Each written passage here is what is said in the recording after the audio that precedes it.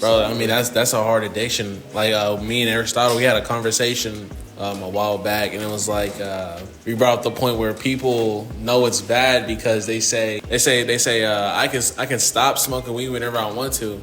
If I really wanted to, I can really quit.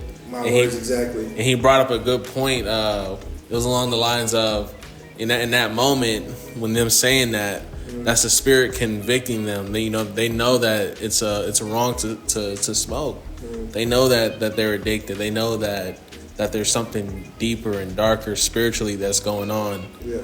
But in that moment they're admitting like, hey, this is bad. But I can just stop whenever I want to. That's the thing is that people will only say that when you come to them with, hey, that's something that you shouldn't be doing. Like you seem like you're addicted to it.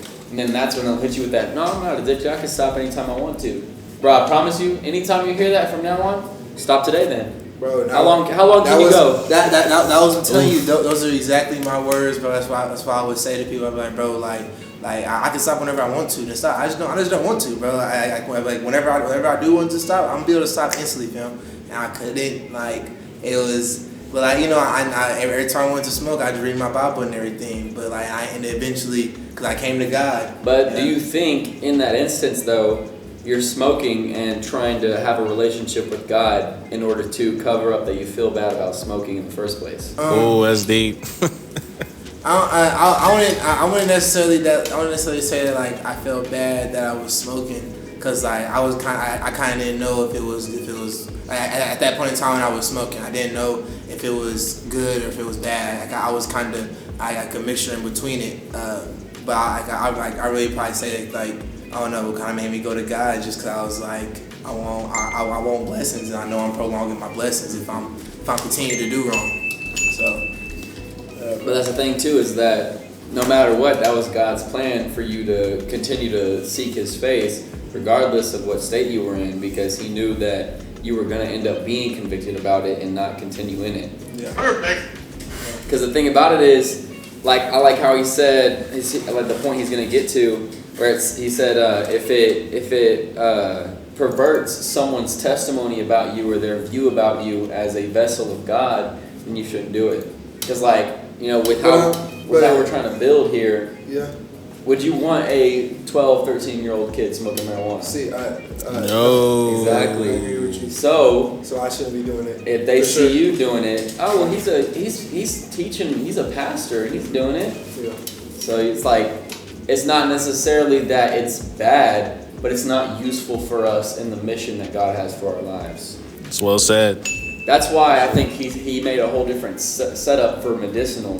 What is that, bro? I really Okay, so there is times where marijuana is used as a medicine for people. Like, because there's people that go and get their medical license just so they can smoke marijuana legally. Yeah. And there's people that get a medical license because a doctor recommended it.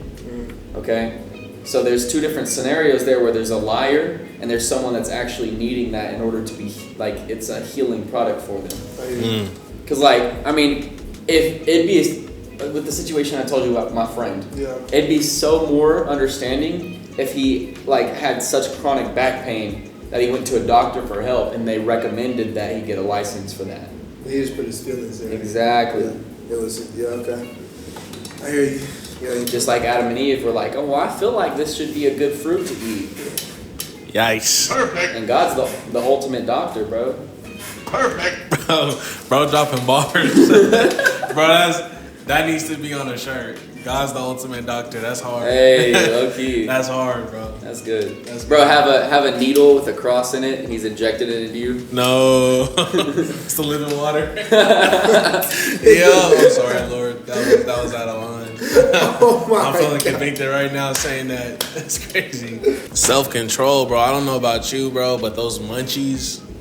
Yeah. That's just overindulgent. Like, you smoke some weed and then you just want to eat a whole bag of potato chips and still be hungry. And then not only that, but you go on eating, and then your high falls down because you're eating so much, and then you want to go smoke some again. More. Oof. We just did a sermon on self-discipline. Go check it out. Yeah, no, for real. That's good. But yeah, man, that and so weed is just really a gateway to open up to more sin. to letting in spirits that you wouldn't want in.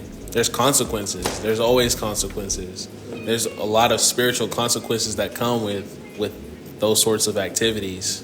And yeah, man, I guess that would attribute to my weight gain too, man. Cause man, I used to be 210, now I'm 230, 235. But bro, I remember like every single day, like, man, me and my now wife, you know, I'm glad we got delivered from that. We would smoke and eat right after, or we would be cooking and smoking at the same time, and then eating, bro. I'm talking about like Hamburger Helper, 2 boxes in a dorm, smacked, bro, smashed.